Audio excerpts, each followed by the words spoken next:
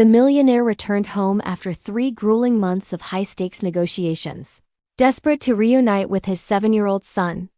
But 30 minutes after seeing the boy, the father, terrified, had to dial 911 after discovering something chilling about his child.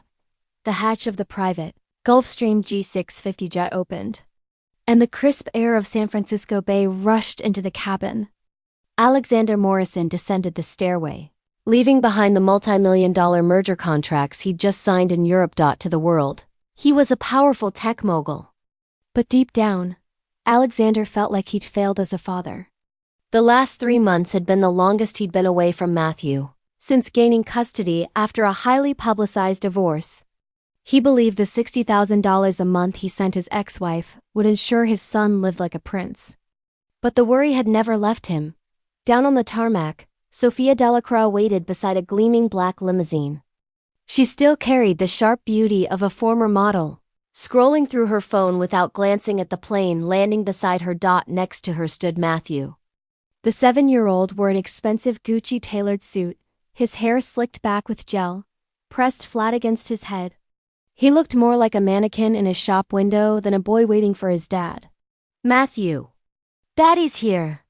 Alexander shouted, abandoning his usual composure. He ran toward his son, dropping to one knee on the cold asphalt, arms wide open. "Come to Daddy, champ." Normally, Matthew would have launched himself into those arms. But today, the boy stood frozen to the ground. His arms hung at his sides, eyes fixed on the tips of his polished leather shoes. "What's wrong, son?" Alexander approached, voice tender. "Don't you recognize your dad?" Matthew remained silent. His breathing seemed to have stopped. Without waiting longer, Alexander lunged forward to embrace him. The moment his chest touched Matthew's body, the smile vanished from his lips. When Alexander's hand accidentally slid to the small of the boy's back to pull him closer, Matthew shuddered violently. "Ah! Ah!" A tiny strangled whimper escaped the child's throat. Alexander frowned. He caught a strange smell, acrid and sour. But before he could identify it, Sophia approached, and the heavy scent of her perfume overwhelmed everything. All right. Enough with the formalities," Sophia said impatiently, tucking her phone into her purse. "Get in the car, Alexander. The wind out here will ruin Matthew's hairstyle." "Before we dive deeper into what happened to this innocent child, I need to ask you something. If you saw a 7-year-old boy flinch in pain when his own father tried to hug him, what would you think? Drop your answer in the comments below. And if this story is already breaking your heart, please subscribe. You won't believe where this goes next." Alexander released his son and looked at his ex-wife. "Why is the boy so tense?" "Tense? What do you mean?" Sophia shrugged, yanking Matthew's wrist hard. "I spent all afternoon at the salon getting him ready for your arrival. Let's go."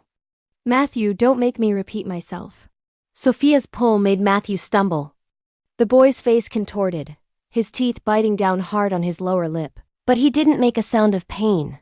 The 3 of them climbed into the confined space of the limousine. Alexander sat down, patting the plush seat beside him. "Come sit with Daddy. Let me see how much you've grown these past 3 months." Matthew shook his head frantically. He retreated to the farthest corner of the opposite seat, away from both his father and mother. I can stand, thank you," Matthew stammered. Alexander was taken aback. "Why? The seat is comfortable. It'll take almost an hour to get to Pacific Heights. Sit down so you don't get tired." "I like standing." "I want to look out the window," Matthew responded quickly, his voice low and breathless. Not daring to meet his father's eyes, the boy stood propped against the vehicle's wall. His legs spread apart in a strange way instead of together, his hands gripping the door handle tightly. The car began to roll. "Look," Sophia said, pointing at her son's outfit. "This is from the latest collection. I had to reserve it 2 weeks in advance. Doesn't he look like a refined little gentleman?" Alexander looked at his ex-wife and sighed. "It seems a bit tight, Sophia. The boy doesn't look comfortable. What do you know about fashion?" Sophia pouted and continued talking non-stop. Next week I have a charity gala in Napa Valley and I'm planning to take Matthew. Everyone will go crazy over his look. While Sophia chattered about parties, Alexander fixed his gaze on his son. Though the car's air conditioning was on full blast, beads of sweat as large as peas began rolling down Matthew's forehead. His temples were marked with blue veins, and his lips were pressed so tight they looked white. The hand gripping the handle was so tense his knuckles were pale. "Matthew, are you hot?" Alexander asked, trying to reach over to wipe the sweat away. "No. I'm fine, thank you," Matthew replied hastily, pressing himself even harder against the car wall. His gaze was fixed on some undefined point, trying to hide suffering that had exceeded his limit. The car stopped in front of the entrance to the mansion in Pacific Heights. The driver opened the door. Alexander got out first, noticing Matthew moving with extreme difficulty. His walk was clumsy like a robot's. "Come on. I'll help you down," Alexander said, turning around and opening his arms to receive his son. Just as Alexander's hand extended, Matthew suddenly recoiled, retreating back into the car. His eyes opened wide, revealing absolute panic. He looked at his father, then shot a quick glance at Sophia, and his whole body trembled as if the person in front of him wasn't his father but imminent danger about to attack. The limousine door remained open.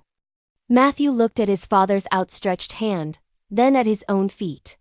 He took a deep breath, rejected Alexander's help, and got out of the car by himself. Each step was a superhuman effort. Matthew moved slowly, his gait as brave and rigid as a robot with rusted joints. His legs couldn't close normally and opened to the sides. Dragging each step heavily across the marble pathway, the household staff stood in formation, bowing to their young master. But Matthew ignored them completely. His eyes were only fixed on the large open door. Upon entering the luxurious living room of the Pacific Heights mansion, the vast and sumptuous space seemed to swallow Matthew's small figure. Alexander hurried in, trying to dispel the uncomfortable atmosphere. He placed the brightly wrapped gift boxes from London on the coffee table, resting on the thick, soft Persian rug. "All right, come here, champ." Alexander clapped enthusiastically.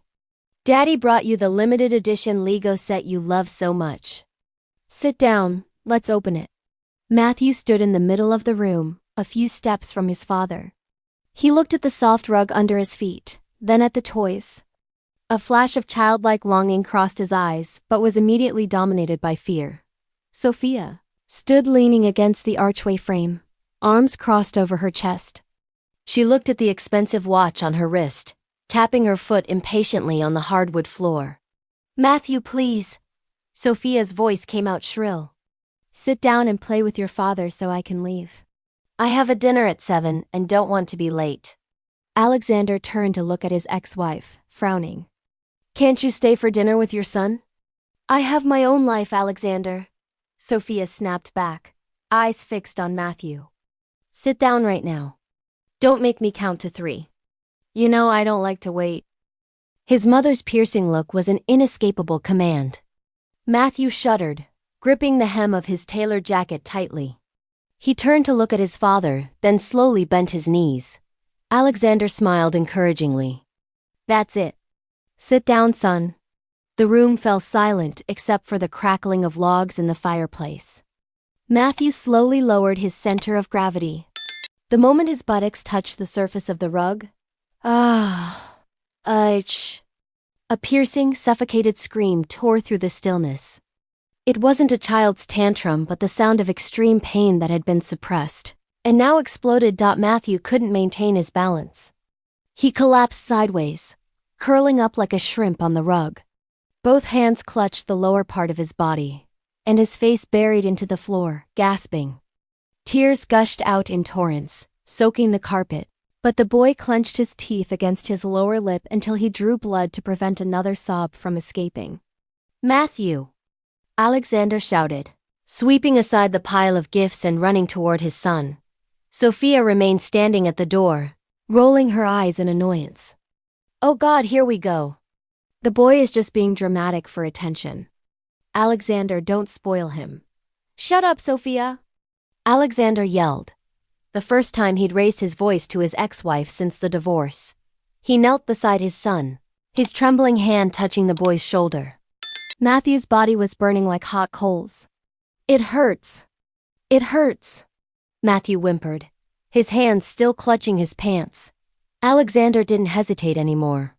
Gently, he turned his son's body. His hands searched for the leather belt squeezing the child's thin waist. The moment he loosened the buckle and pulled slightly at the dress pants fabric, an acrid, unbearable smell released, hitting his nose and completely overpowering the scent of the expensive scented candles in the room. Alexander froze. What he saw was a nightmare scene. The skin on the lower part of Matthew's body was horribly red, swollen, and disfigured. The sensitive skin was severely scalded, with patches of severe damage due to lack of hygiene over a long period. Now irritated by the rigid material and rough seams of the tight suit, Alexander's hand trembled uncontrollably. He gently touched the area around it, feeling the intense heat radiating from the wound. This wasn't the result of a fall. This was the consequence of being abandoned in filth for days, even weeks. "My God!" Alexander exclaimed, his voice breaking. He lifted his head. His gaze was no longer the calm of a multimillionaire but the fury of a wounded beast. "Butler! Call 911 immediately. What would you do if you discovered your child had been living like this?" Think about Matthew's pain for just a moment. If you're still watching, hit that subscribe button. This little boy's story needs to be heard. Alexander's shout echoed throughout the mansion. He tore off his expensive tailored jacket and placed it gently over his son's body, which was trembling with fever and pain. Trying to protect him from prying eyes and from the cold truth. Sophia finally took a few steps closer. Her face began to pale as she perceived the strange smell. "So, what's wrong with him? What's the matter?" she stammered, her voice beginning to tremble. Alexander didn't respond. He lifted Matthew in his arms, not caring that the filth stained his impeccable white shirt. In the distance, the sound of ambulance sirens began approaching rapidly. The flashing red and blue lights swept through the living room window, casting irregular flashes across Sophia's whitening face. She stood frozen in the middle of the room, babbling senseless excuses. I thought it was just a little chafing. I put powder on it." Alexander headed straight for the main door. As he passed Sophia, he stopped for a second. His eyes looked at her without a trace of affection, only with the burning fire of hatred. "Wait for me. This isn't over," he said with terrifying coldness, and rushed toward the ambulance that had stopped in the driveway. Minutes later, at San Francisco General Hospital, the automatic door of the emergency room opened with a soft hiss. But to Alexander, it sounded like the closing of a world of peace he had known.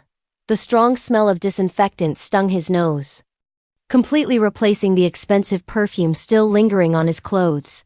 Matthew was placed on a gurney, and medical staff rushed him toward the trauma area. Alexander ran after him, his hand trying to reach his son's, but a nurse in a blue uniform stopped him gently but firmly before the yellow separation line. "Sir, please wait here. We need space to work," the nurse said hurriedly. Alexander stopped dead in his tracks. He was pushed against the cold wall and leaned against it, his hands clenched, his bloodshot eyes fixed on the small figure lost among the huge medical equipment. A few steps away, Sophia huddled near the entrance. She didn't dare approach the gurney area. Instead, she hugged her Hermes purse tightly against her chest like a shield, her eyes searching around the room as if afraid someone would recognize her as the mother of the child lying there. Behind the separation curtain, the real battle began.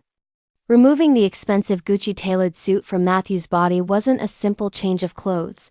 It became a small, painful intervention. "Scissors.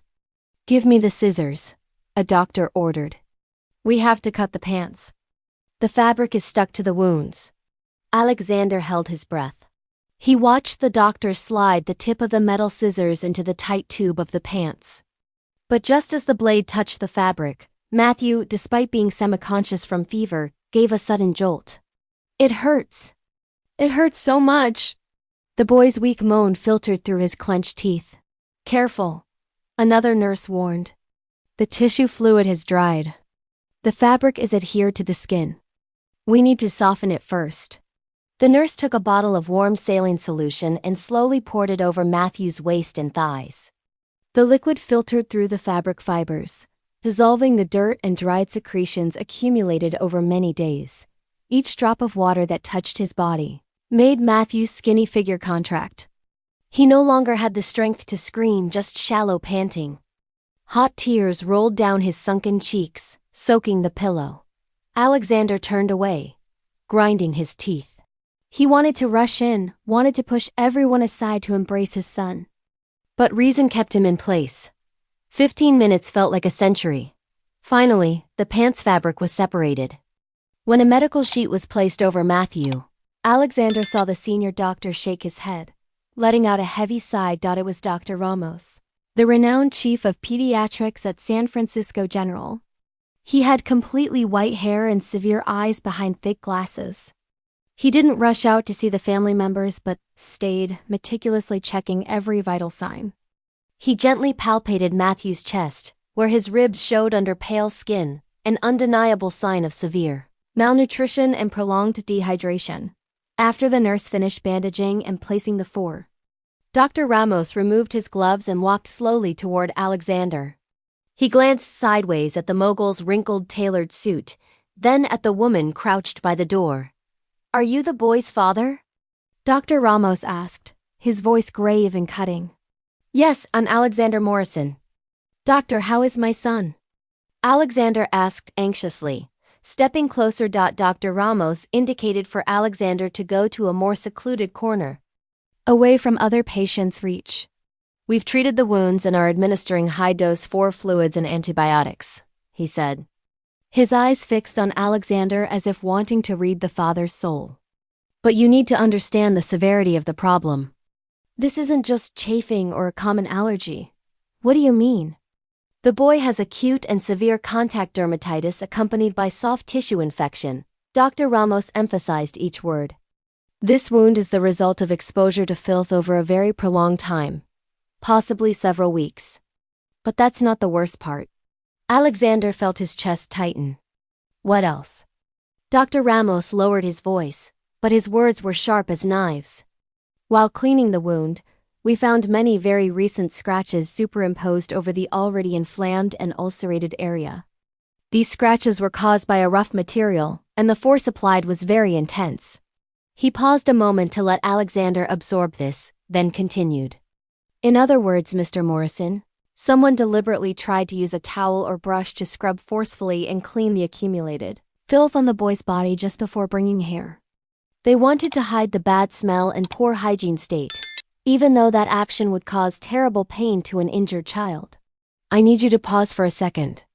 Imagine scrubbing an open wound with a rough towel just to hide evidence. Could you do that to a child?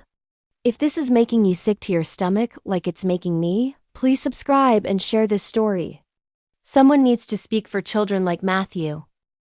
Alexander felt as if lightning had split him in half. The world around him swayed.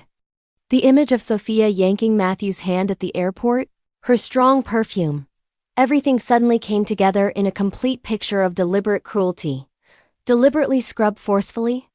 Alexander repeated, his voice broken. "That's right. It's an intentional act of causing injury to cover up negligence," Dr. Ramos stated coldly. Alexander turned abruptly, his fiery gaze searching for Sophia. She was still there, nervously scrolling through her phone, feeling her ex-husband's gaze that seemed to want to devour her alive. Sophia startled. She quickly brought the phone to her ear, pretending to receive a call. "Hello?" Yes, I'm listening," she said forcedly, then turned to Alexander, avoiding his gaze. "Alexander, I have an urgent matter at the modeling agency. Besides, seeing my son like this makes me sick. I can't stand it. My heart is racing so fast. Where do you think you're going?" Alexander approached, his voice low and threatening. Sophia backed away, hugging her purse. "I'm going home to rest a bit and bring some personal things. Clean clothes for Matthew. Stay with him, please." "Thank you." Without waiting for Alexander's response, she turned. The sound of her heels echoed on the tile floor and she disappeared through the automatic door. She was running from the cruel reality she herself had provoked. Alexander didn't follow her. He felt revulsion at just the thought of touching that woman. At that moment, the hospital room only had the rhythmic sound of the respirator and the constant beeping of the heart monitor. Alexander dragged the plastic chair close to the bed and sat down. He looked at his small son, who was plunged into a feverish sleep. The boy's face was emaciated, his lips dry and cracked. Matthew's small hands were full of 4 needle marks and bruises from blood samples. Alexander gently slid his large fingers into his son's palm. It was ice cold. He bent his head over the edge of the bed, his hot tears soaking the white sheet. "Son, forgive me. Forgive me, son," he whispered, a belated apology in the sleepless night. Suddenly, the small hand in his jerked violently. Matthew began to move, his forehead sweating. The fever was returning, dragging the boy into nightmares. Matthew's body curled up, his legs kicking as if trying to escape from something invisible. His skinny fingers clutched Alexander's, his nails digging into his father's skin, causing sharp pain. "No, no, no," Matthew moaned, eyes still closed. But tears began flowing from the corners of his eyelids. Alexander, horrified, leaned over to stroke his son's hair. "Matthew, it's Daddy. I'm here. You're safe." But Matthew didn't hear him. He was lost somewhere else, much darker and more terrifying than this emergency room. His lips moved, murmuring broken words with absolute panic. "Don't close the door. It's so dark. Mom, don't close the door. I'm thirsty." His son's half-spoken words were like a sharp knife stabbing into Alexander's heart, twisting deeply. He sat stunned, the hand stroking his son's hair frozen in the air. It wasn't just malnutrition. It wasn't just the filth. Dawn filtered through the cracks in the curtains of the pediatric intensive care unit at San Francisco General Hospital, drawing faint, dim stripes of light on the floor. The silence was so deep that Alexander could hear the heavy beating of his own heart mixed with the constant beep-beep of the vital signs monitor. He sat there on the rigid plastic chair, his bloodshot eyes fixed on his son's sleeping face. Matthew stirred. His eyelids trembled and slowly opened. Alexander held his breath, waiting for a cry, a call to his father, or any sound indicating consciousness. But there was nothing. Matthew woke in absolute silence. His eyes opened wide, but didn't look at his father. Instead, they nervously scanned the strange room. His gaze moved from the white ceiling, passed over the medical equipment full of cables, and stopped at the half-open door. It wasn't the confused look of a child who just woke up, but the cautious gaze of a small trapped animal trying to locate the source of danger. He was searching for a familiar and terrifying figure, or a corner to hide. "Matthew!" Alexander whispered, his voice hoarse after a sleepless night. He leaned forward, trying to put his warm hand on his son's thin hand to reassure him. But just as his finger touched the edge of the bed, Matthew gave a jump as if he'd been electrically shocked. He shrank back, both hands clutching the edge of the blanket and pulling it to cover half his face, leaving only his terror-filled eyes exposed. Alexander's hand stopped midair. His heart contracted with pain. Matthew wasn't looking at him like a father, but like a stranger who could hurt him at any moment. That unconditional self-defense reflex denounced a fear that had embedded itself deeply in the child's subconscious. Just then, the room door opened. A middle-aged nurse entered holding a small tray of food. "Good morning," the nurse said softly, smiling sweetly. "The doctor says the boy needs to eat something light. I brought you some chicken soup." The aroma of hot chicken broth immediately spread through the cold, sterile air. Matthew's reaction changed instantly. His cautious eyes suddenly locked onto the steaming bowl of soup in the nurse's hands. He lowered the blanket slightly, his throat moving constantly as if swallowing saliva. Instinctive hunger awakened, dominating the fear that had reigned. "I'll do it," Alexander said, standing up and taking the soup bowl from the nurse. "Thank you." He pulled the chair close to the bed, gently stirring the soup to cool it, and took a spoonful to bring to his son's mouth. "Eat some, son. It's very good. Matthew didn't wait. He didn't need more words from his father. He stretched his neck, opened his mouth, and swallowed the spoonful of soup as soon as it touched his lips. Son. Slowly, son. Alexander reminded him, hurrying to serve the next spoonful. But Matthew couldn't go slower. He leaned forward, almost snatching the spoon from his father's hand. He ate voraciously, swallowing hastily without chewing or savoring. His gaze kept searching for the door, his other hand clutching the soup bowl, as if afraid someone would pounce and snatch this precious source of life from him at any moment. It's okay. It's okay. There's plenty, Alexander said, his voice trembling. Have you ever seen a child eat like they're afraid the food will be taken away? That's not hunger, that's survival instinct. If you're feeling what I'm feeling right now, do me a favor. Subscribe to this channel. This story gets even more heartbreaking, and Matthew deserves every single person watching to know his truth. But Matthew's stomach, which had shrunk and weakened after many days of food deprivation, couldn't receive such an amount of food at once. Suddenly, Matthew stopped dead. His face paled and his hands clutched his abdomen. Ugh! Ugh! A violent spasm invaded him. Matthew vomited jets of all the chicken soup he'd just eaten spilled out, staining the blanket, the hospital gown, and Alexander's hand. A strong, sour smell released. Matthew went into absolute panic. Just as the vomiting ended, he didn't lie down to rest. Instead, he jerked up, retreating to the corner of the bed, covering his head with his hands, his body shaking uncontrollably. I'm sorry. I'm sorry. I'm sorry. Please don't punish me, Alexander. I'll clean it up right now. I'm sorry. The low, broken voice resonated from behind his bony hands. Matthew curled up, waiting. He was waiting for a shout, a slap, or some familiar punishment for having dirtied the bed. Alexander froze. He looked at his son curled up and terrified in front of him, ignoring the stain on his shirt sleeve. No, Matthew. It's okay, son. Alexander choked out, hurrying to wipe the boy's mouth with a tissue, then cleaning the bed. Daddy's not angry. I'm not going to punish you. It was just an accident. When Alexander's hand touched Matthew's body to change his dirty gown, he clearly felt his son's ribs marked under the thin skin. The boy's stomach was sunken without a trace of body fat. Alexander sat stunned, his trembling hand passing over his son's thin shoulder. The negligence Dr. Ramos had spoken about wasn't limited to the ulcers from lack of hygiene. It was much crueler.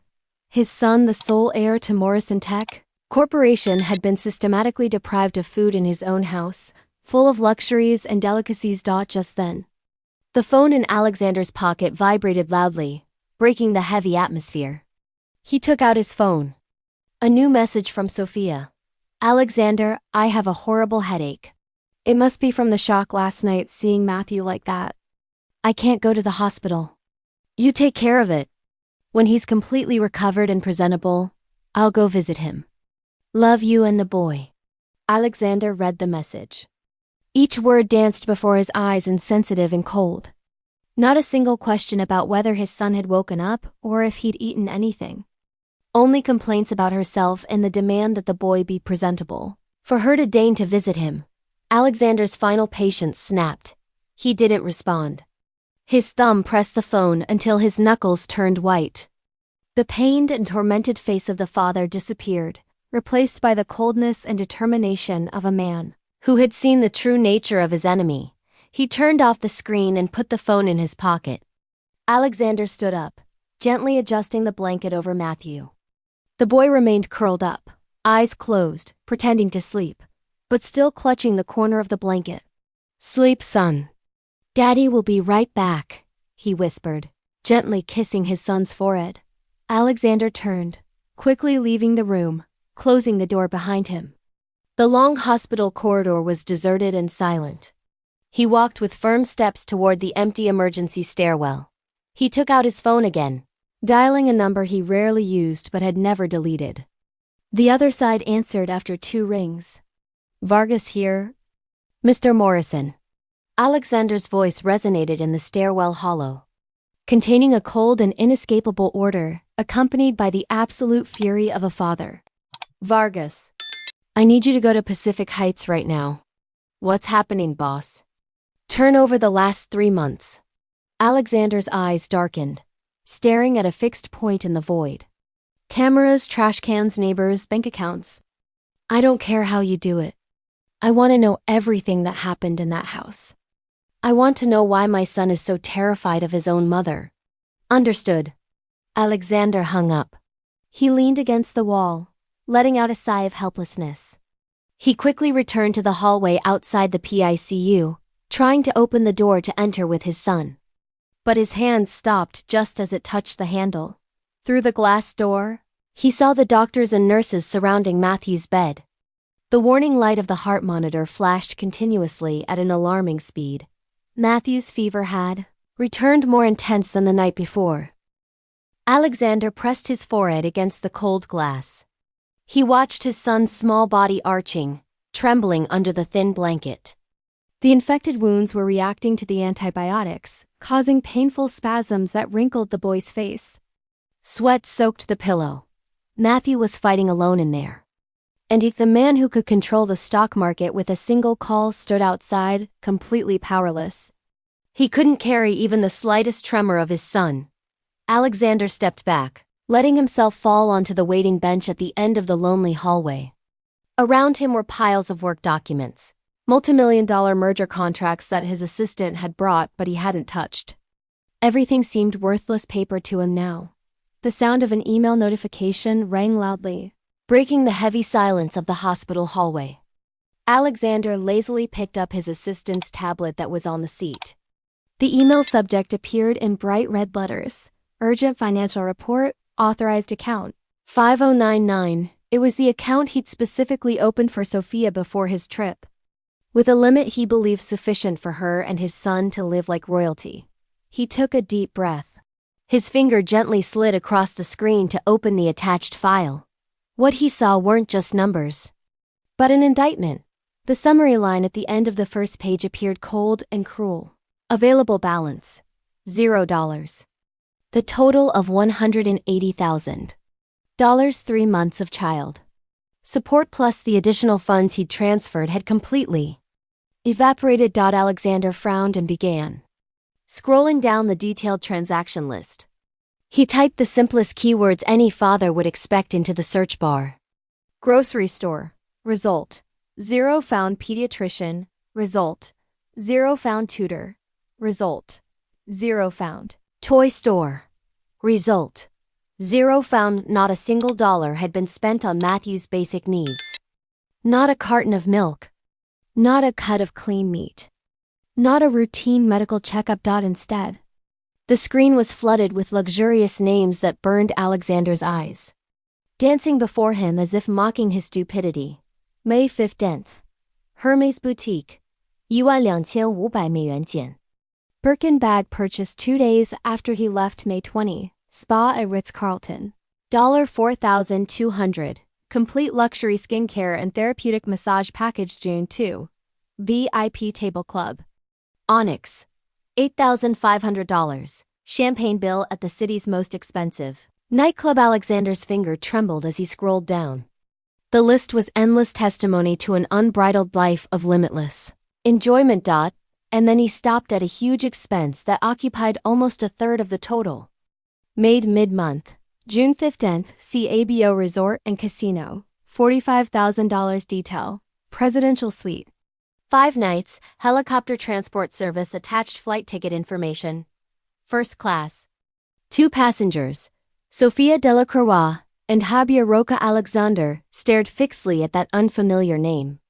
Javier Roca, the strange man sitting in the first-class seat, drinking expensive wine with money that should have been used to buy food for his son.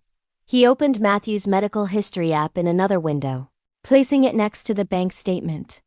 The truth revealed itself brutally. The very day Sophia swiped her card to pay $3,000 for a tequila party at home, the medical chart estimated that Matthew began losing weight significantly.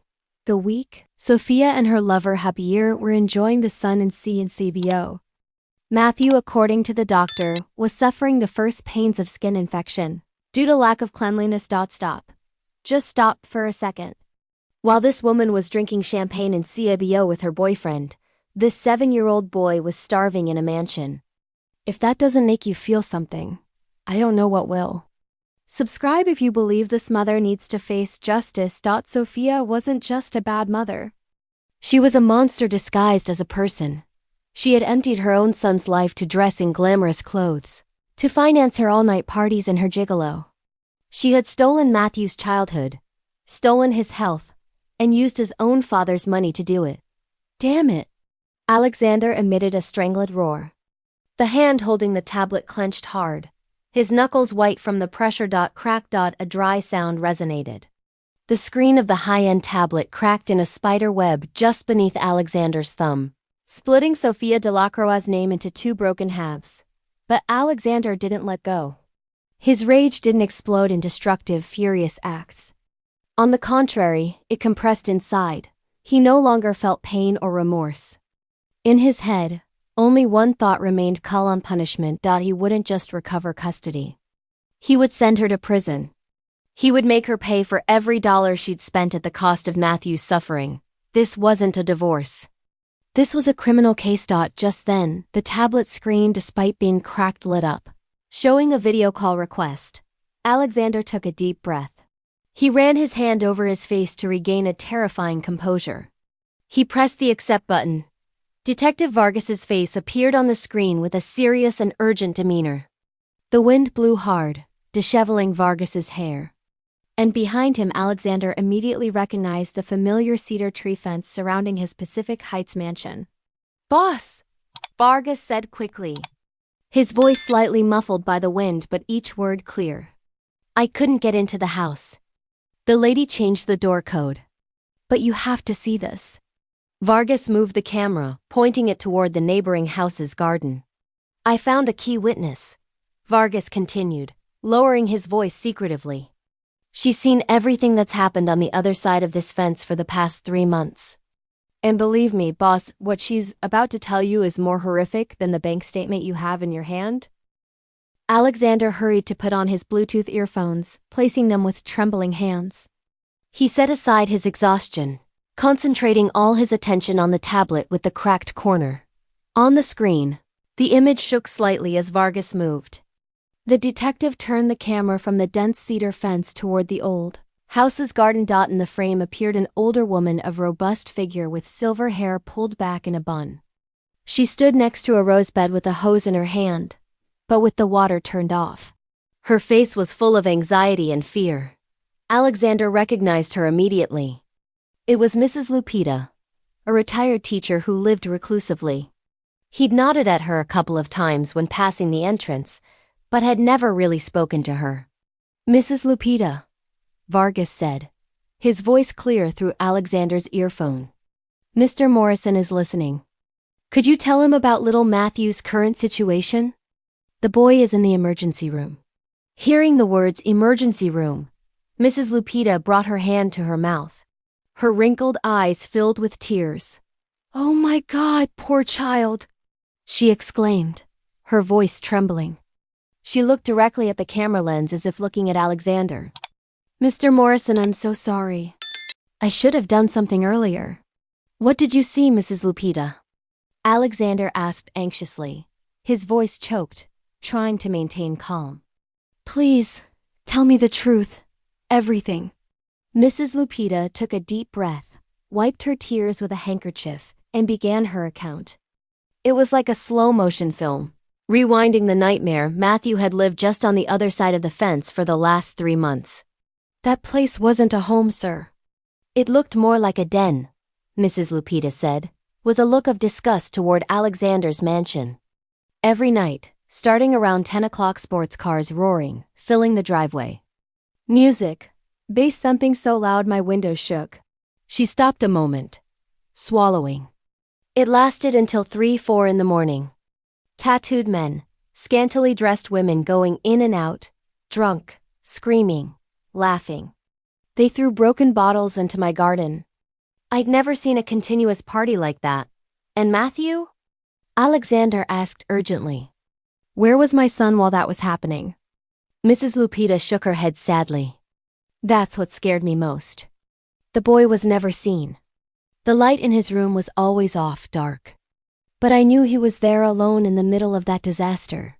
Vargas gave her a slight signal to continue. Mrs. Lupita moved closer to the fence, lowering her voice as if confessing a sin. But the worst wasn't the night, Mr. Morrison. It was the day. She pointed toward the wide backyard of Alexander's house, where there were old apple trees. Your ex-wife slept until well into the afternoon after the parties. The house was dead silent. And that's when I would see the boy. Alexander held his breath, his hands gripping the edge of the hospital bench. On scorching sunny afternoons, especially the heat of last month, Mrs. Lupita continued, her voice breaking, I'd see Matthew coming out alone to the backyard. He was so thin his shoulder blades showed through his t-shirt. He still wore the previous night's pajamas, old and short. He went barefoot on the hot terracotta tiles. What was he doing there? Alexander whispered. He was hungry, Mr. Morrison. Mrs. Lupita broke into tears. I'd see him going around the apple tree, picking up fallen fruit that was bruised, even some that had already been pecked by birds or had insects. He'd wipe them quickly on his clothes and eat them voraciously. He ate very fast, eyes always watching his mother's bedroom window as if afraid of being discovered. Alexander's heart felt like someone had reached in and was squeezing it. His son, the heir to Morrison Tech Corporation, had to eat rotten apples in the backyard because he was hungry. And the water issue. Mrs. Lupita sobbed.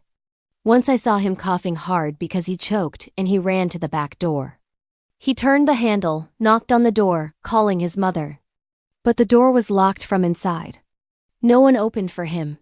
The boy was very thirsty. Mrs. Lupita had to stop to catch her breath. That image seemed to have tormented her deeply. He crawled to the lawn where the automatic irrigation hose was. He turned on the faucet and drank directly the unfiltered water. The water splashed his face and clothes, covering him with mud. He drank in big gulps, like a little abandoned animal in the desert. After drinking, he curled up again in the bushes, hiding, waiting until it was completely dark to dare to go back into the house. Alexander's tears burst out hot and salty, rolling down his cheeks. He couldn't breathe. A sensation of physical pain ran through his back. He had sent $180,000. He had built the most equipped mansion. And yet his son had to drink water from the hose, eat insect scraps, while his mother slept soundly on his money. Why? Alexander moaned, his voice broken. Why didn't you call the police? Why didn't you call me? Mrs. Lupita lowered her head, her shoulders shaking with remorse. I'm sorry. I tried calling many times, but I was afraid. Your family is very powerful in this city. I was afraid she would do something to me. I was afraid you would think a senile old woman was making things up. I was a coward. She lifted her head, her gaze begging for forgiveness. I only dared, from time to time when I didn't see anyone, to throw some packages of cookies, some oranges over the fence to the boy. He would pick them up, look at me, and nod in thanks. But he never dared to speak. He was afraid his voice would wake his mother. Alexander closed his eyes. The neighbor's silence, together with his own indifference and blind trust, had pushed Matthew to this earthly hell. Those cookie packages thrown over the fence were the only affection his son had received in the last 90 days. If you were Mrs. Lupita, would you have called the police? Or would fear have stopped you too? Sometimes the bravest thing we can do is speak up for someone who can't speak for themselves. Hit that subscribe button if you believe we all have a responsibility to protect children. On the screen, Vargas gently placed his hand on Mrs. Lupita's shoulder to calm her, then took the camera, interrupting her account conclusively. Thank you, Mrs. Lupita. You've helped us tremendously. Go rest in your house. Vargas turned, moving the camera away from the crying woman, and moved quickly toward the Morrison mansion entrance. The image on the screen shook and stopped in front of a secluded corner where the large green trash containers were placed. Boss! Vargas's voice sounded, returning to his usual cold professionalism. She's right about the parties. But words are only part of it. Material evidence is what will seal the conviction. Vargas approached the stinking containers. The lid was raised because the trash was overflowing. Today was trash collection day, but it seems Sophia forgot to take the container to the street. Or didn't want anyone to see what was inside. The garbage truck already passed. On the screen, Alexander saw Vargas take out a pair of blue medical latex gloves from his pocket. He put them on slowly, the sound of the latex snapping clearly audible through the earphone. This container doesn't just have liquor bottles. Mr. Morrison, based on what Mrs. Lupita just said about how the boy had to fend for himself to eat, I bet we'll find insane things in here. Vargas put his hand on the lid of the stinking container. I'm going to open it right now. Prepare yourself mentally. Wait for me a few minutes. He hung up the call. The silent wait seemed to consume Alexander's soul. About an hour later, the private waiting area at the end of the east wing of San Francisco General Hospital was plunged into oppressive silence. Alexander sat there, hands interlaced, staring at a fixed point on the white tile floor. The sound of hurried footsteps resonated, breaking the stillness. Alexander lifted his head. Vargas was approaching. Unlike his usual neat and elegant appearance as a private detective serving the ultra-rich, Vargas looked disheveled. His ash-gray tailored suit was wrinkled, covered in dust and stains he hadn't had time to brush off. His hair was messy, and his eyes were red with bloodshot veins marked by a sleepless night reviewing piles of stinking trash. Vargas didn't greet him. He walked directly to the low glass table in front of Alexander and slammed two transparent plastic evidence bags hard on the surface, although carefully sealed with specialized adhesive tape. The presence of the two bags made the atmosphere in the room more somber and suffocating than ever. I didn't want you to see this, Mr. Morrison, Vargas said, his voice hoarse, containing a tremor. But you need to know the raw truth of what happened in that house. He didn't give immediate explanations, just indicated to Alexander with a firm look that he should face reality for himself.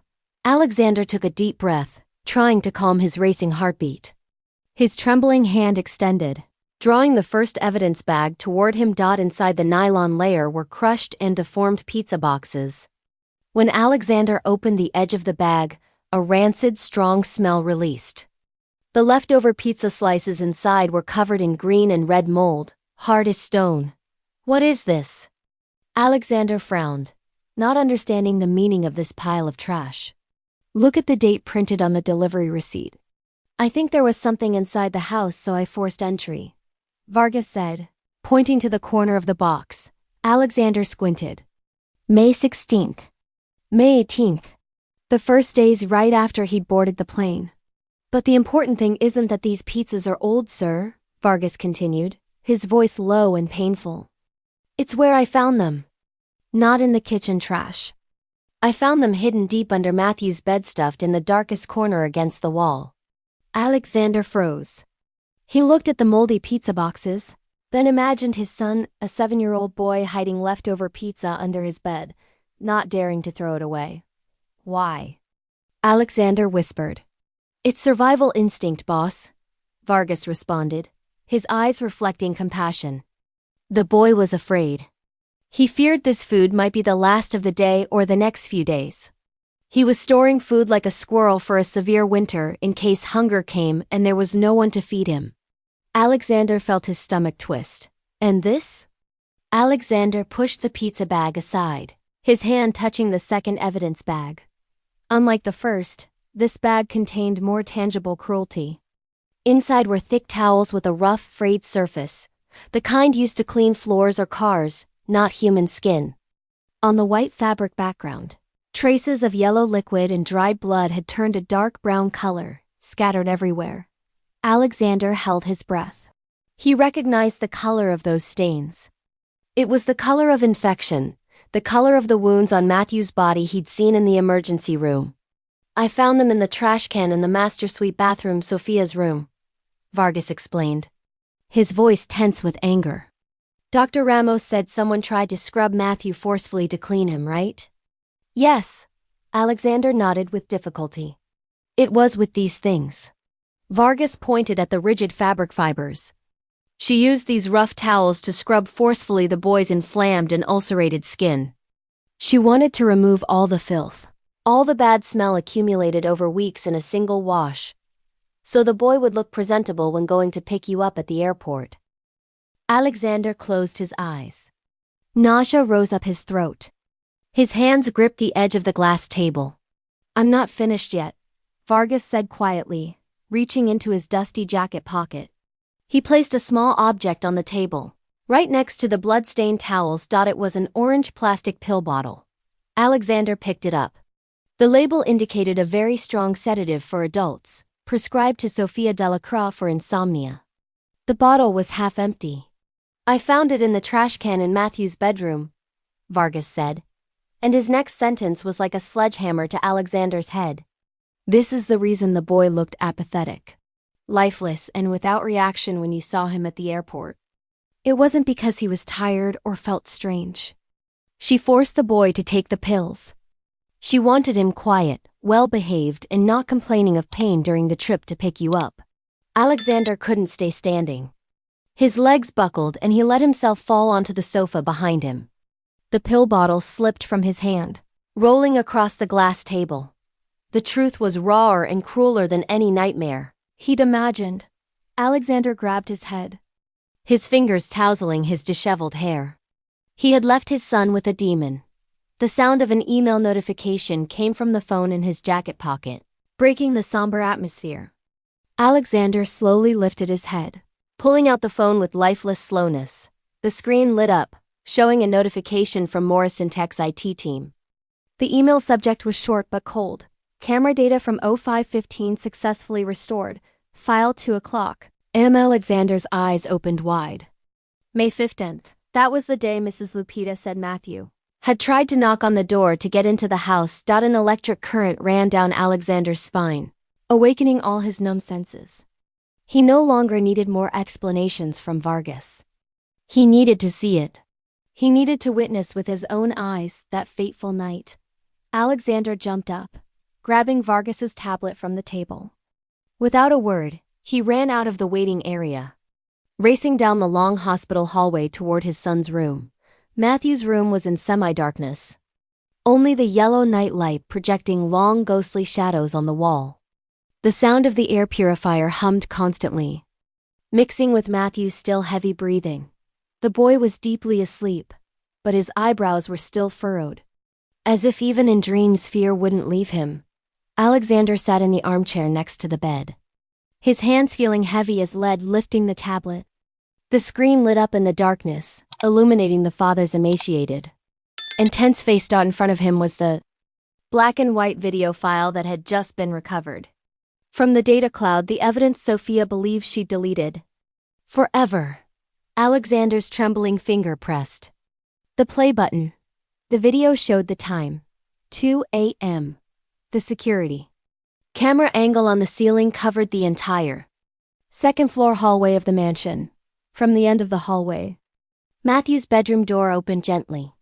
A small thin figure appeared. Matthew, the boy, wore baggy pajamas, walking staggeringly, one hand pressed against his abdomen, the other clutching the wall to maintain balance. He walked toward the master bedroom, Sophia's room. The video had no sound, but Matthew's actions were clearly visible. He stopped in front of his mother's door. His small hand rose timidly, knocking gently on the thick oak door. Once, twice. Matthew pressed his ear to the door, waiting. The door remained closed. Alexander squinted to look closely at the screen. He saw a picture frame hanging on the hallway wall trembling. That vibration betrayed a deafening volume coming from inside the room. The loud sound of party music had completely drowned out the weak, desperate knock of the 7-year-old boy. After a long wait in vain, Matthew lowered his hand. The thin boy's shoulders sank, but instead of returning to his room, he did something that left Alexander stunned. Matthew headed toward the linen and towel closet in the middle of the hallway. He stood on tiptoe, turned the door handle with difficulty, and slipped into the narrow space. Alexander fast-forwarded the video, enlarging the image in the corner of the half-open closet. His heart shattered. In the dim infrared camera light, he saw Matthew arranging old sheets and blankets into a small nest. The boy covered himself with thick winter coats, curling up like a shrimp, forming a closed cocoon. Stop the video. Just stop. This 7-year-old child is sleeping in a closet while his mother parties on the other side of the door. If you have children, or if you were ever a child who felt alone, this scene will haunt you. Subscribe if you think every child deserves better than this. This wasn't hide and seek. It was an instinct to seek security. In the middle of this vast and spacious mansion, the small, dusty closet was the only place his son felt protected. The video jumped to 3:30 a.m. The master bedroom door suddenly burst open. A ray of dazzling light projected into the hallway. Sophia came out staggering, on the arm of the strange man Javier. Both laughed loudly, their heads leaning on each other. They stumbled down the hallway. As they passed the closet where Matthew was hiding. The closet door was still half open. But Sophia didn't cast a single glance. She passed in front of her son curled up in the darkness, less than 3 feet away, continuing her fun. Not knowing, or not caring about his existence, Alexander turned off the screen. He couldn't watch anymore. That invisible cruelty was more terrifying than any beating. He turned to look at Matthew in the hospital bed. The boy's chest rose and fell weakly under the white sheet. Alexander gently slid his hand to take his son's small cold hand. He squeezed gently, feeling that fragile but precious warmth.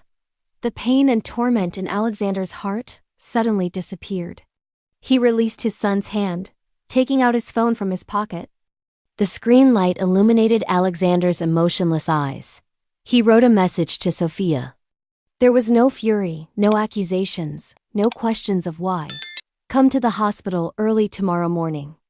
There are some important insurance papers that need the mother's signature for the doctor to give the boy specialized and expensive medicines. I'll be waiting. Alexander's thumb hovered over the send button for a second.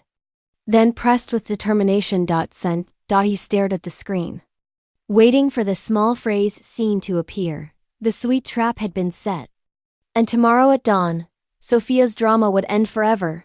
The entire long night passed, and at the agreed time the next morning, the door to meeting room number 3 opened. Sophia Delacroix entered. She looked dazzlingly perfect, a silk designer dress hugging her body, her blonde hair styled in voluminous waves, and the strong scent of Chanel. Sorry, I'm late. The elevator was full, Sophia said, forcing a professional smile. Where's the doctor? Alexander, I'm so tired. My head is going to explode. I just want to sign quickly and... Sophia's smile froze mid-sentence. There was no doctor in the room. There were no insurance papers. There was no welcome. Sitting at the head of the long, cold metal table was Alexander.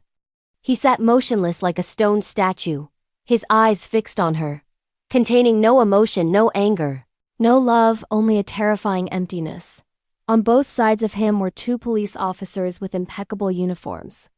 And sitting across from him was a middle-aged woman with a severe face, with an identification from the Child Protective Services, CPS, on her chest, holding a thick file. The atmosphere in the room became dense, suffocating like before a great storm. What is this? Sophia stammered, her smile erased. Her instinct told her something was extremely dangerous. She turned abruptly, trying to open the door and flee. But the door behind her was blocked by a burly police officer. The only exit was sealed. Sophia turned to look at Alexander. Fear began seeping through her thick layer of makeup, but she tried to cover it with anger. What nonsense are you doing, Alexander? Her voice rose shrilly. A trap? For what? You brought the police? I'm Matthew's mother. You have no right. Sit down, Alexander said.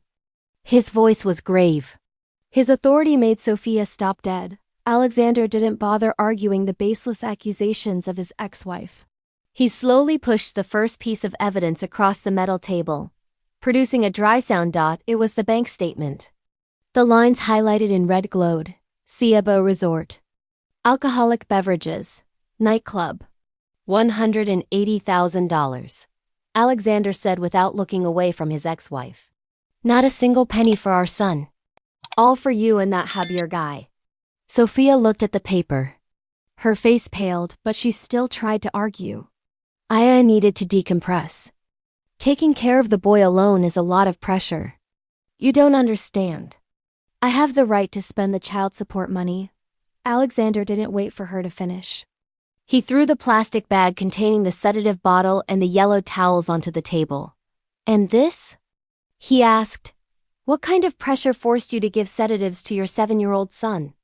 What kind of pressure forced you to use floor rags to scrub his wounds? Sophia backed away, hitting the edge of the table. Her eyes opened with horror. She never imagined he would find those things. It's a misunderstanding. She babbled. Alexander took the tablet, turned the screen toward Sophia, and pressed play. The black and white video appeared. The image of small, lonely Matthew curled up in the closet at 2 a.m. while Sophia passed by with a joyful expression beside her lover. Look at him, Alexander spat. Look carefully at your masterpiece. Silence enveloped the room. Only the constant hum of the air conditioning was heard. Before the irrefutable evidence, Sophia's perfect facade shattered. She collapsed in the chair, covering her face with her hands, breaking into screaming tears. But they weren't tears of repentance. You abandoned me, she screamed, pointing at Alexander. You were traveling all the time. You left me alone in that huge mansion. I was lonely. Matthew, that boy is so quiet. He doesn't want to talk to me. He looked at me like he was judging me. I didn't know what to do with him. It's all your fault. The CPS representative shook her head in disgust, closing the file. She signaled to the police. The officer approached, his firm voice resonating, cutting off the cascade of lies. Mrs. Sophia de la Croix, you are under arrest for the crime of child negligence causing serious consequences and breach of trust. You have the right to remain silent. No.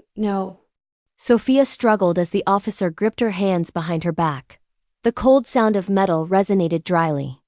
The metal handcuffs closed around her delicate wrists, ending her life of false luxury. Alexander, help me. Don't let them take me. I'm his mother. Sophia screamed, the tears ruining her mascara mask, making her face look pathetic. Alexander remained seated, motionless. He watched his ex-wife being escorted by the 2 officers. Her screams grew fainter until they died out behind the soundproof door. The room returned to its usual silence. Alexander didn't let out a sigh of satisfaction or victory. Inside him was only emptiness and total exhaustion. But the weight that had pressed his chest for days had finally been relieved. The demon had been expelled from his son's life. Alexander stood up, adjusting his jacket. He had something more important to do. He walked quickly toward Matthew's room. Opening the door, he saw the boy had already woken up. Matthew sat propped against the pillows, his eyes open and anxious, staring fixedly at the doorknob. As soon as he saw Alexander enter alone, his shoulders relaxed. But there was still a suspicion of fear in his gaze. Daddy, Matthew whispered, his voice trembling. Is Mama's mom going to come back? Alexander approached the bed. He didn't sit in the chair but sat on the edge of the bed, embracing his son's small body. He felt his son's rapid heartbeat against his chest. He gently stroked his son's hair, whispering the firm answer, the phrase that would change their lives forever. Never again, son. Mom will never hurt you again. From now on, in this world, it's just you and me. Matthew was silent for a second, then broke into tears. This time he wrapped his arms around his father's neck, burying his face in Alexander's shoulder. It was the cry of liberation. You just witnessed a mother being arrested for what she did to her own child.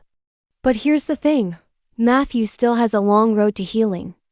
And his father just made the most important promise of his life. If you want to see how this story ends, if you want to see Matthew finally smile again, you need to subscribe right now. Because what happens next will restore your faith in second chances. The ocean breeze blew hard from the Pacific, bringing with it the characteristic salty taste and freshness that seeped into every corner of the wooden beach house in Malibu. Gone were the cold marble walls of the Pacific Heights mansion. Gone was the persistent smell of disinfectant from San Francisco General Hospital. Here there was only sun, wind, and the endless murmur of waves breaking on the white sand. Alexander Morrison sat on the wooden steps leading to the beach, his bare feet touching the warm sand. Beside him, his state-of-the-art laptop remained motionless, the screen closed. A month ago, that object had been his inseparable companion, the door connecting him to his multi-million-dollar tech empire. But now it was just a lifeless tool, sitting quietly, yielding its place to more important things. He no longer wore the rigid tailored suits handmade in Italy, the armor that had helped him conquer the business world but had separated him from his family's warmth. Instead, Alexander wore a simple white cotton t-shirt and khaki shorts. The ocean breeze ruffled his hair, which had always been meticulously combed, revealing some silver strands, traces of sleepless nights caring for his son in the hospital. But the smile on his face was brighter and more peaceful than ever in the last decade. The decision to resign as CEO and transfer control of the corporation to the board of directors had shaken Silicon Valley. People called him insane for abandoning power at the peak of his fame. But Alexander knew the price of that power was too high. He had used it to trade for the only asset that couldn't be bought with money. Time to see his son grow. Time to amend his mistakes. Time to be a real father. "Daddy, look at me."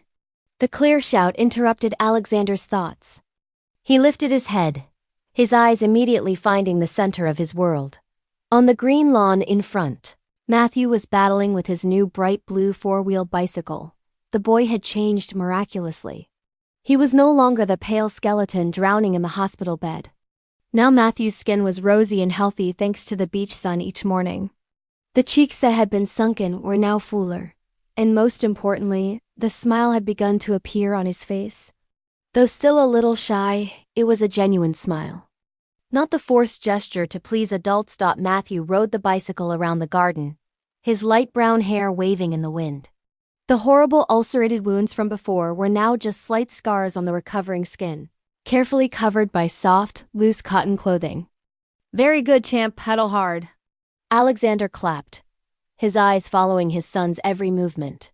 Suddenly, a strong gust of ocean wind hit. The small bicycle lost balance. The front wheel stumbled on a decorative stone at the edge of the lawn. Bam! The bicycle fell sideways, throwing Matthew onto the soft grass.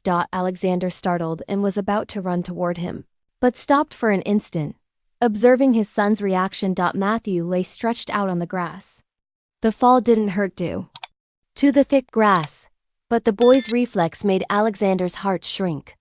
Instead of crying loudly or getting up and brushing off the dust, Matthew immediately curled up.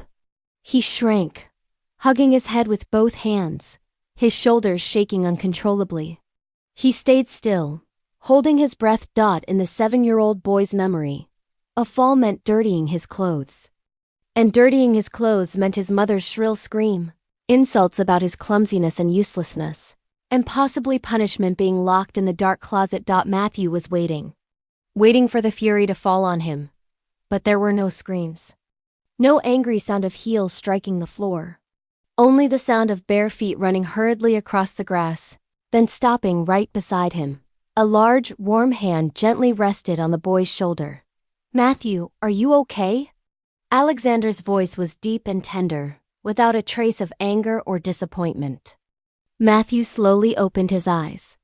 Through his fingers he saw his father kneeling on one knee on the grass, his face full of concern, but his gaze infinitely soft. Daddy wasn't looking at the stain on his clothes. He was looking at his son's teary eyes. I dropped the bicycle," Matthew whispered, his voice trembling. "I got my clothes dirty." Alexander smiled. He gently removed some grains of sand stuck to his son's cheek, then stroked his head. "It was just a bicycle that fell, son. And dirty clothes, we wash them. It's okay. Does anything hurt?" That tenderness was like magic that melted the ice block of fear in Matthew's heart. He realized he was no longer in that cold mansion. There would no longer be anyone to scold him for childish mistakes. Matthew released his head. He took a deep breath, swallowing the tears. Instead of continuing to curl up and wait for punishment, he slowly extended his small hand sustained with sand and grass toward Alexander. That simple act made Alexander's vision blur. It wasn't just asking for help. It was trust. His son had learned to seek help instead of suffering alone. That deep emotional wound was truly healing. Alexander firmly grasped that small hand, using his strength to lift his son. He hugged him without hesitation, not caring that the sand and dust stuck to his white t-shirt. "Daddy's here," he whispered in his son's hair.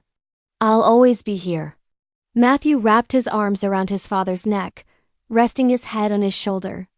The murmur of the waves in the distance was like a soft background melody, consoling the souls of father and son. "Daddy," Matthew said quietly, his voice already calm. "Are you going to go to more meetings?" Alexander looked toward the horizon, where the sun was beginning to set, tinting the vast ocean red. He thought about the tense board meetings, the transcontinental flights, the meaningless social dinners. Everything seemed to belong to another life. "No, son," Alexander responded, his voice as firm as an oath. "The most important meeting I have now is teaching you to ride a bicycle. I'll never leave you again." "That's a man's promise." Matthew smiled a smile as radiant as the sunset light. "Let's walk on the beach." "Daddy, I want to look for shells." "All right. Let's go." Alexander took Matthew's hand and they walked toward the sand. Father and son walked together under the brilliant Malibu sunset. The ocean breeze ruffled their clothes, carrying away old worries. On the wet sand, 2 rows of footprints marked themselves parallel, 1 row of large, firm footprints, 1 row of small trotting footprints. But increasingly confident. The tide came, gently erasing those footprints, the same way time and love were erasing the scars of a painful past. 3 months later, the small classroom at Malibu Elementary was filled with the cheerful sound of children's laughter. Colorful drawings covered the walls: boats, whales, beach houses drawn with crayons by innocent hands. Matthew sat at a small wooden desk, a blue crayon in his hand, concentrating on coloring a picture of the ocean. Next to him, a red-haired boy named Tommy was trying to draw a dinosaur. "Matthew, do you want to play soccer at recess?" Tommy asked, looking at his new friend with a friendly smile. Matthew looked up. For a second, the old fear flickered in his eyes, the instinct to say no, to hide, to not attract attention. But then he remembered. He remembered his father's promise. He remembered the warm hug on the grass. He remembered he was safe now. "Yes," Matthew said, his voice a little louder than before. "I want to play." Tommy's face lit up. "Great! You can be on my team." At the back of the classroom, through the large glass window, Alexander stood watching. He didn't enter. He just observed from a distance, making sure his son was okay. When he saw Matthew smile and talk with another child, when he saw his son choosing to participate instead of isolating himself, Alexander felt his chest swell with pride. His phone vibrated. A message from Dr. Ramos. "Mr. Morrison, Matthew's latest psychological evaluation shows remarkable progress. The night terrors have decreased by 80%. His trust levels are rebuilding. Whatever you're doing, keep doing it. This is a true miracle of healing." Alexander smiled, putting the phone back in his pocket. It wasn't a miracle. It was simply love. Consistent, unconditional, patient love. You know what the most beautiful part of this story is? It's not the justice. It's not the arrest. It's this moment right here. A little boy learning to trust again, learning to smile again, learning that he deserves love. If this story moved you, if Matthew's healing gives you hope, please subscribe. Because stories like this need to be told. 6 months later, the courtroom was cold and imposing. The high ceilings and dark wood paneling created an atmosphere of absolute authority. Sofia Delacroix sat at the defendant's table, her once perfect appearance now faded. Her designer clothes had been replaced by a simple gray suit provided by the public defender. Her hair, once voluminous and styled, hung limp and lifeless. The judge, a stern woman in her 60s with steel gray hair, looked down from the bench. Reading the verdict. Mrs. Delacroix, this court finds you guilty of child endangerment, child neglect causing bodily harm, fraud, and misappropriation of funds designated for a minor's care. Sophia's face was pale, emotionless. She had stopped crying weeks ago. Now there was only emptiness. The evidence presented, including financial records, medical reports, eyewitness testimony, and video surveillance, paints a disturbing picture of systematic abuse and willful neglect of your own child. The judge paused, her eyes hard as flint. You systematically starved a 7-year-old boy while spending tens of thousands of dollars on personal luxuries and extramarital affairs. You sedated him to hide his suffering. You locked him out of his own home. You scrubbed his infected wounds with abrasive materials to conceal your negligence. Alexander sat in the gallery, Matthew beside him. The boy's hand was clasped tightly in his father's. Matthew didn't look at his mother. He looked straight ahead, his face calm. Dr. Ramos had prepared him for this day. Had explained that sometimes people who are supposed to love us make terrible choices.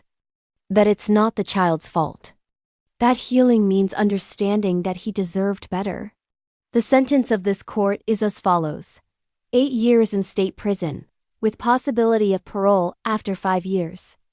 Upon release, you will be permanently prohibited from any contact with the minor, Matthew Morrison.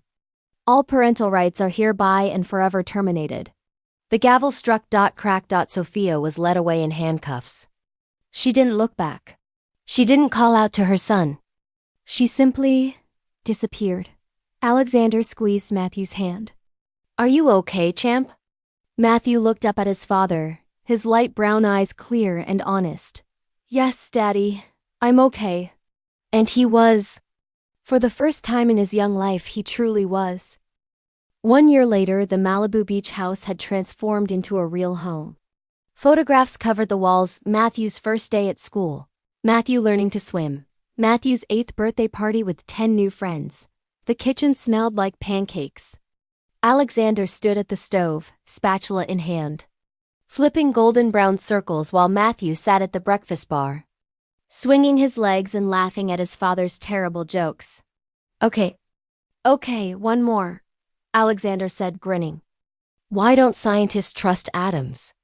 I don't know, why? Matthew asked, already giggling. Because they make up everything. Matthew burst into laughter, real, genuine, unbridled laughter that filled the kitchen and spilled out through the open windows toward the ocean. Alexander's heart swelled. That sound, his son's laughter, was worth more than every million he'd ever made. Daddy, can Tommy come over this weekend? We want to build a sandcastle. Of course, champ. We can invite his whole family for a barbecue. Cool. The doorbell rang. Alexander wiped his hands on a towel and went to answer it. Dr. Ramos stood on the porch, medical bag in hand, but a warm smile on his face. Doctor! Come in. You're just in time for pancakes. Don't mind if I do, Dr. Ramos said, stepping inside. He'd been making house calls every month, not because Matthew needed medical treatment anymore, but because he'd become family. He'd been there through the darkest days. He deserved to witness the triumph. After breakfast, Dr. Ramos did a quick checkup. He examined the scars, now fully healed, just faint lines on healthy skin. He checked Matthew's weight now, at a healthy percentile for his age. He asked questions about nightmares, now rare, maybe once a month instead of every night. Remarkable, Dr. Ramos murmured, making notes in his chart. Truly remarkable. He closed the file and looked at Alexander seriously. Mr. Morrison, I've been a pediatrician for 35 years. I've seen abuse cases that would break your heart. And I've seen some of those children heal. But what you've accomplished with Matthew, it's extraordinary. Alexander shook his head. I just loved him, doctor. That's all. That's everything, Dr. Ramos corrected. Consistent, patient, unconditional love. You gave him safety. You gave him time. You gave him yourself. That's not just anything. That's a miracle. Here's what they don't tell you about trauma. Healing isn't linear. It's not fast. But it is possible. If you know someone who survived childhood abuse, or if you survived it yourself, I want you to know Matthew's story is proof that love can rebuild what cruelty destroyed. Subscribe if you believe in second chances. Subscribe if you believe children deserve advocates. Subscribe because stories like this save lives. 2 years later. Final scene. The beach stretched endlessly in both directions, the Pacific Ocean rolling its eternal waves onto the shore.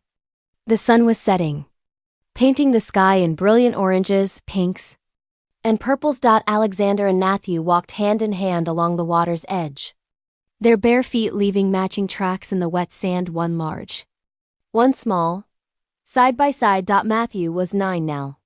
Taller, stronger, healthier. His light brown braided hair had grown longer, and his smile came easily. The fear that had once dominated his eyes had been replaced by confidence and joy. "Daddy, look!" Matthew shouted, releasing his father's hand to run towards something in the sand. It was a perfect sand dollar. Unbroken, its delicate pattern intact. "Wow. Wow. That's a beauty," Alexander said, kneeling beside his son. "You know what they say about sand dollars?" "What?" "They say each one is a reminder that even delicate things can survive the storm. The ocean throws them against rocks, buries them in sand. But sometimes, if they're strong enough and lucky enough, they wash up on shore, whole and beautiful." Matthew looked at the sand dollar in his palm, then at his father. "Like me," he said quietly. Alexander's throat tightened. He pulled his son close. "Like you, champ. You survived the storm. And look at you now, whole and beautiful." Matthew hugged his father tightly. "I love you, Daddy. I love you too, son. More than you'll ever know." They stayed like that for a long moment, the waves washing over their feet, the sunset painting them in gold. Finally, Matthew pulled back, a mischievous glint in his eye. "Race you back to the house." Before Alexander could respond, the boy took off running, his laughter trailing behind him like music. Alexander laughed and chased after him, their footprints disappearing behind them as the tide came in, washing away the past, leaving only the present, only the future, only the promise of tomorrow. 3 years after that fateful day at the airport, Alexander Morrison no longer appeared on the Forbes list of most powerful CEOs. His net worth had dropped significantly. He'd sold the Pacific Heights mansion, downsized his lifestyle, redirected funds to child advocacy organizations. But if you asked him if he'd lost anything, he'd laugh and say no. He'd gained everything that mattered. Matthew thrived. He excelled in school. He had friends. He played soccer. He laughed every single day. The nightmares were gone. The fear was gone.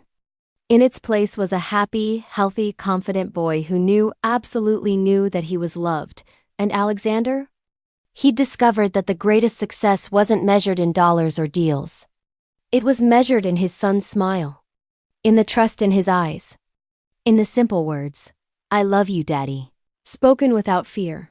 Sophia served 4 years before being granted early parole for good behavior.